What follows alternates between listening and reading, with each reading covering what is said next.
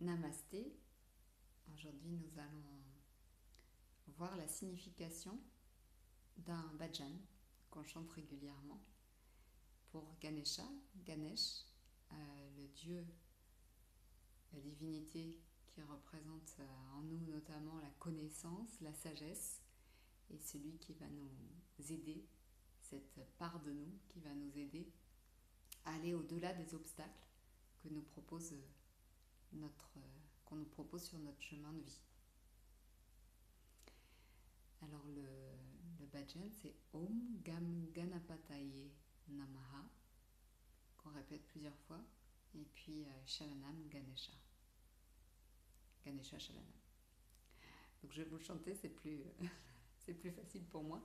Et puis ensuite on verra la signification.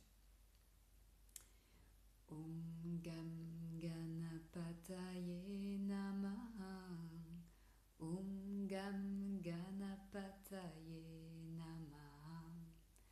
Om Gam Ganapataye Namaha.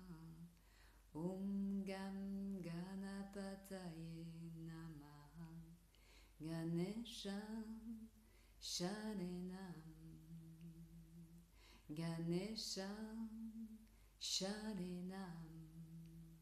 Ganesha Shalenam. Donc c'est super joli. Donc Om, Om c'est le son primordial, c'est le pranava. Donc c'est voilà, ça représente énormément de choses. Peut-être je ferai une vidéo spécialement pour le Om, même si je pourrais pas tout dire parce que j'ai pas encore tout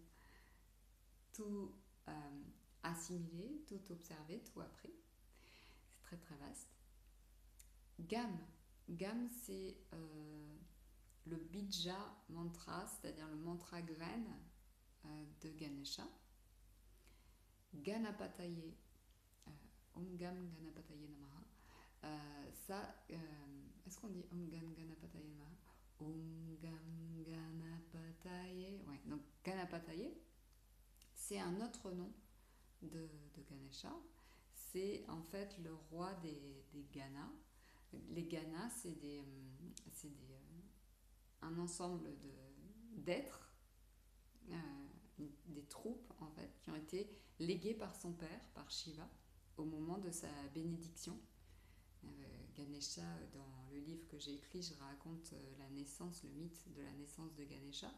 Et en fait, il s'avère que Ganesha, qui n'était pas encore Ganesha, a été tué il a été transpercé, coupé par le trident de Shiva. Donc attention, je dis bien par le trident de Shiva. Je ne dis pas par Shiva. Voilà, si vous avez plus de précision, je vous invite à acquérir le livre. Voilà, que vous trouvez sur le site de lachouetteblanche.com. Il m'en reste encore quelques-uns avant la prochaine réédition. Donc voilà, au moment de la bénédiction, pour satisfaire, ou en tout cas pour combler la peine de Parvati, la mère de Ganesha, eh bien Shiva a offert ses ganas à Ganesha pour en fait montrer la puissance et amener les personnes à la dévotion pour Ganesha.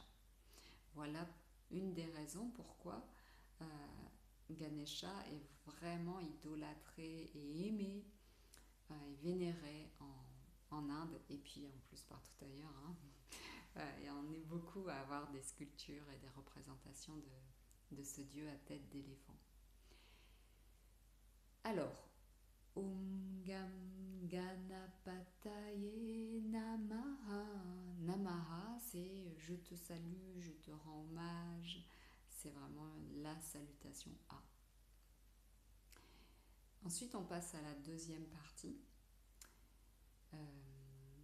Ganesha Shalanam. Shalanam Ganesha. Shalanam, ça veut dire l'abri, le refuge. Et donc l'abri, le refuge de Ganesh. Alors, je me place, après t'avoir salué, honoré, toi, roi des Ganas, euh, je, je, viens, je viens prendre refuge euh, chez toi. Euh, et ça peut dire aussi, l'espace, le lieu sacré pour aller vénérer Ganesha en toute sécurité et dans un contexte adapté. Euh, donc c'est pour ça aussi qu'on crée des temples. Hein. On est beaucoup, nombreuses personnes, même les occidentaux, hein, à avoir des hôtels, des petits temples chez soi. Il y en a, ça va être une petite bougie, il y en a, ça va être une statue d'Isis ou peu importe. Euh, Quelque chose qui a une importance sacrée, qui permet d'avoir un support pour amener la prière. Hein. La prière qu'on rappelle, la prière c'est la gratitude, hein.